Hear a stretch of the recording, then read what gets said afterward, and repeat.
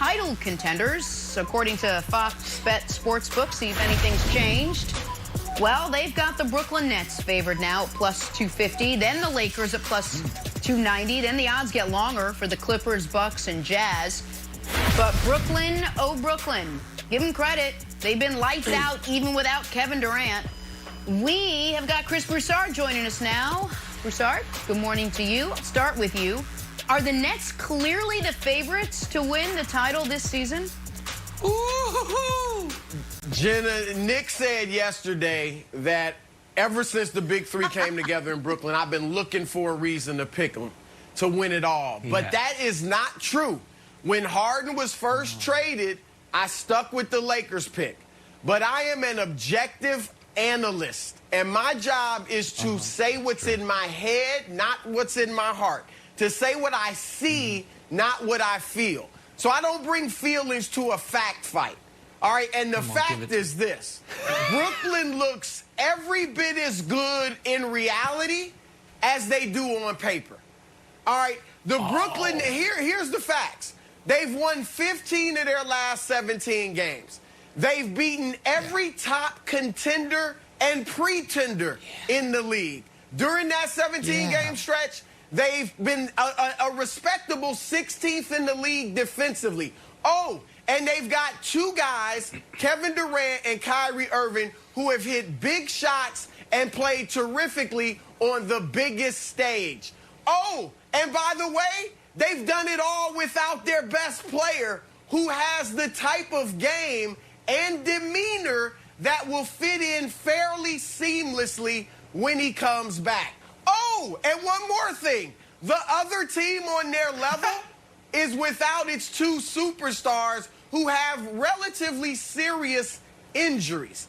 All right, I mean, look, yes, the Brooklyn Nets should be favored. It would be a travesty, a mockery, a farce if the Brooklyn Nets were not the favorites to win the championship. I'm so happy we got here. It took us a while. And the bridge was built, you know, not in a day, but I'm glad we finally built it, and now we've traversed across it. First of all, before I even get to Broussard and the Nets, I am very happy that LeBron James and the Los Angeles Lakers are back to where they are most comfortable. We believe while no one believes in us. The underdog story that started beautifully last year when Kevin Wildes outlaid the gauntlet of the bubble, when Charles Barkley picked them to lose in round one, when they weren't even the best team in Los Angeles, they once again now are the hunters rather than the hunted, because the Brooklyn Nets and their 25th defensive rating and their 8th best in the league point differential are just unbeatable. And the Brooklyn Nets, who, while we're worried about the Lakers' injury concerns, meanwhile, KD hadn't played in 6 weeks and Kyrie's gone again, but I'm sure they'll be fine. And the Brooklyn Nets, whose MVP is James Harden, yet Chris Broussard, when he was listing their guys who have big-time playoff moments, did he forget James Harden? Oh, no, he intentionally omitted James Harden, because that goes against the argument. So I'm glad we're here, but what I am most concerned about is when we showed that list, the Philadelphia 76ers erasure.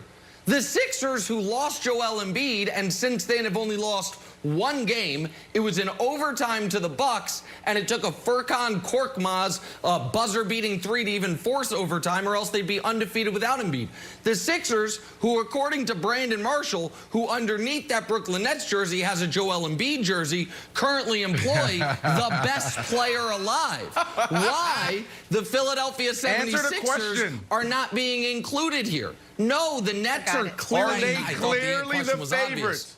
No. Are they clearly the favorites, Nick? That's the question. All of that other stuff. I know, Brandon, but it was very obvious what my answer was. Look. No. The Lakers, because the Nets aren't even the favorites to get out of the East. Go ahead, Brandon. The Lakers, you lose AD, and you guys you lose 6 out of 9, okay? And then after the All-Star break, you guys go on a winning streak because you're playing against You're playing against Charlotte. You're playing against, who else you played against? The Minnesota and a couple other teams that shouldn't even be on the court. So please, the Lakers are in trouble. Now they lose LeBron. No real competitor wants to see LeBron goes down. They want to go through that. But at the end of the day, this is the situation. This is professional sports. So now when you talk about the clear-cut favorites, of course it's the Nets. But for me, I've never wavered. This is a discussion between you three, not me, because at the beginning of the year, before the season started, I picked the Nets to win it, okay? And then what happens? 12 games, 13 games into the season, we go add the MVP of the league, and that's James Harden. What they're doing is unprecedented. You got 3 guys that are averaging 25 points. Like, think about that. It's way too much offense. That's why a month and a half ago, when all you could stand on was defense, defense. Oh, but they're a terrible defense. They're going to finish as the worst defense. Yeah, they still are. That's cool. We can have that conversation. But when we're putting up 120 points a night, I don't care about defense. You got to keep up with that. And that man right there is playing at another level. He's going to go down as one of the best shooting guards. And then if he played another 10 years, which he won't, if he played another 10 years at this level, he can go down as one of the best point guards to play the game, because what he's doing is ridiculous. I think the last 10 games he's averaging almost a triple-double. Come on, Wilds, please. This discussion's between you three. All right. All right. Broussard, I appreciate your cogent analysis and fact-finding ability. While Brandon continues to break out different jerseys that he's being provided by the Brooklyn Nets and their propaganda machine, and Nick will always choose LeBron if he's in a full body cast. You're like, you know, he can bust out of that body cast at any point and drag them to the championship. Broussard, why aren't we talking more about the Milwaukee Bucks? Is everyone just bored of the Bucks, just like we're bored of talking about Giannis's MVP? Giannis said, you know what? We like flying under the radar. Broussard doesn't want to talk about them, but old Kevin Wildes will. There are going to be times they're going to talk about us, going to be times they're not going to talk about us. Personally, I said, like being under the radar. They're 9-1. The P.J. Tucker signing was huge. No one talked about it. They're largely like happy, got a great team chemistry. And yeah, Giannis's knee was a little tweaked, but he seemed fine yesterday. So Broussard, being the most sober and wizened NBA analyst on the panel, will you please give the Bucks some love? You know what? Here's why we're not talking about the Bucks, Wilds. Because all the other teams we are talking about are superstar laden. All right, the Sixers have 2. The Nets have 3. The Lakers have 2. The Clippers have 2. That's why. Now, teams have won before with just one superstar. Remember Dirk Nowitzki in Dallas beating the Big 3 in Miami. You go back to the Detroit Pistons, who beat the Lakers in 2004, or all the way back to 1979 with Seattle beating Washington in the Chris, championship. you're making it so too complex. It happens every blue moon, but they don't have the talent. They don't have the superstars. Now, I'll give you this. One thing I like seeing, Giannis is beginning to close, and it's only been a few games, but he's showing better closing power than he has in the past. He's hit a few jumpers. We saw him against Philadelphia. We saw him the next game. Oh, a few so jumpers. if he can keep that up, then they could be better. Keep but the conversation they don't have simple. the superstar.